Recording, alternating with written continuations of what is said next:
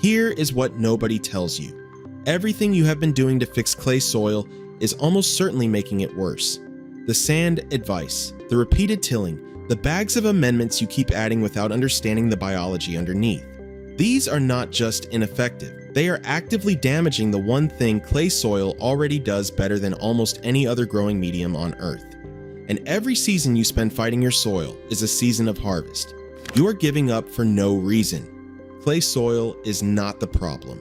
How you are managing it is.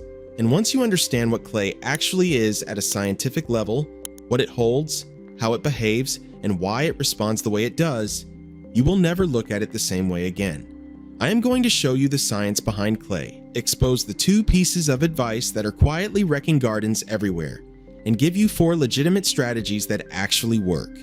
No bags of sand required.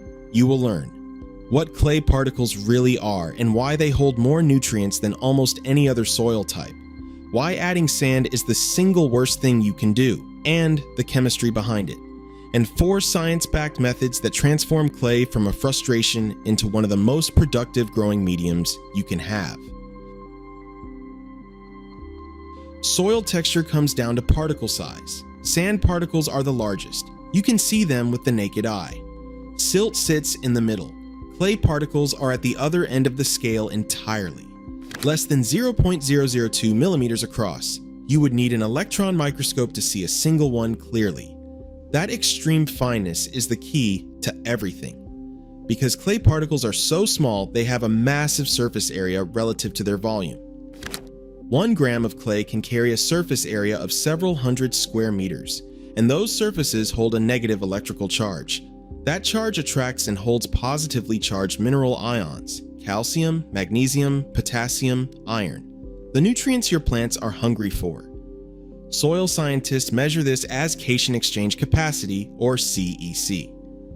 Clay soils consistently record some of the highest CEC values of any growing medium on Earth. Your clay soil is not a problem. It is a nutrient bank, a well-stocked one. Clay also holds water. In a dry summer, a clay soil can be the difference between a plant that makes it and one that does not.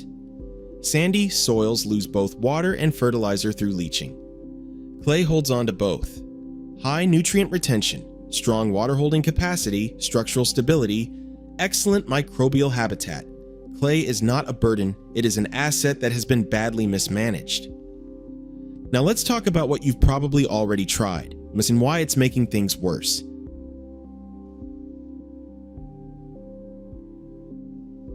This advice is everywhere. It sounds logical. Clay is dense, sand is loose. Mix them together and you get something in between. Except that is not what happens. When you add a small amount of sand to clay, you do not get a balanced blend. You get something closer to concrete.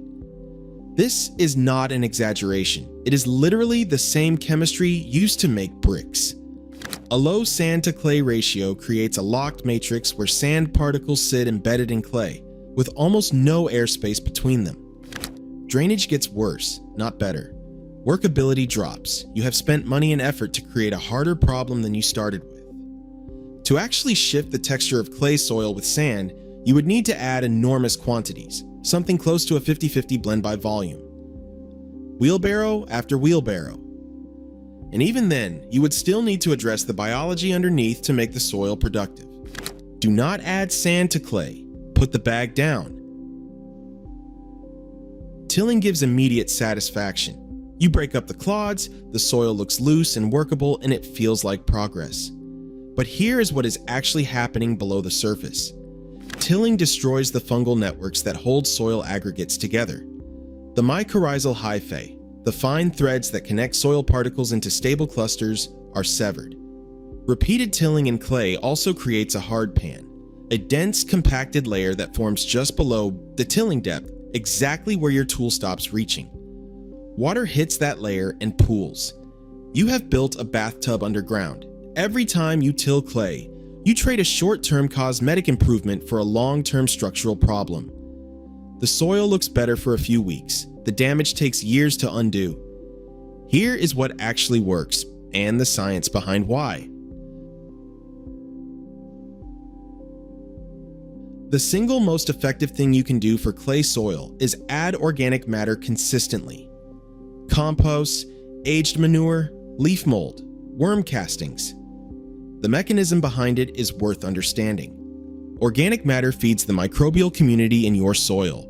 Bacteria and fungi, particularly fungi, produce sticky compounds as they work. One of the most important is glomalin, discovered by USDA researcher Sarah Wright in the 1990s. Glomalin acts as a biological glue. It binds clay particles into aggregates, clusters with space between them. Those spaces allow water and air to move through. That is good soil structure, and organic matter is how you build it. Apply 2 to 4 inches of compost to the surface and let the biology work it in over time. Do not make tillage a habit. Let the worms and fungal networks do the mixing. If you want to accelerate aggregate formation, add worm castings. The microbial density in quality castings speeds up the entire process significantly. This one costs nothing, and it might be the highest impact change you make this season. Do not work clay soil when it is wet. Clay particles are flat and plate-like at the microscopic level. When saturated, those particles float solidly, separated with no frictional resistance. The moment you apply pressure, a boot, a trowel, a wheelbarrow, those particles compress flat against each other. That is compaction. And compaction in clay is extremely difficult to reverse. The test is simple. Grab a handful of soil and squeeze it. Open your hand. If it holds a ribbon or stays in a tight ball when you press it, it is too wet to work. If it crumbles apart, you are clear. After significant rain, wait at least 24 to 48 hours before entering your beds. Losing one afternoon is far better than spending 2 years recovering soil structure. Permanent raised beds with defined pathways matter enormously here. You designate exactly which ground gets compacted, the paths.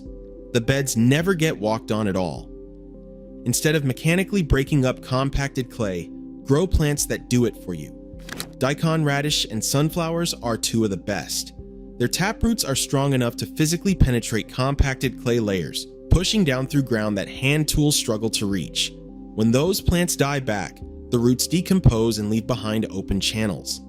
Biopores, pathways for water, air, and the roots of your next crop to follow.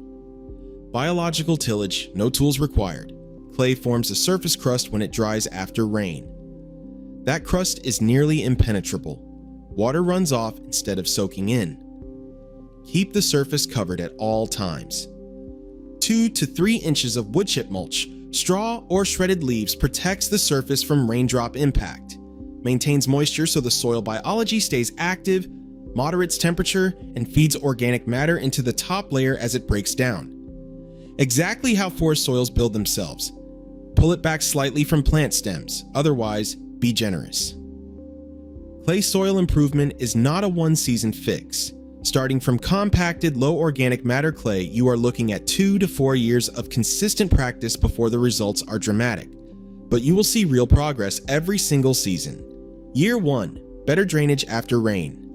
Year 2, earthworms moving in. Year 3, soil that crumbles in your hand where it used to crack in sheets. Once you have built structure into clay, you have something most gardeners never achieve.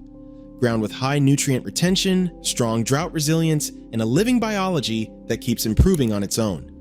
Stop fighting it. Feed it.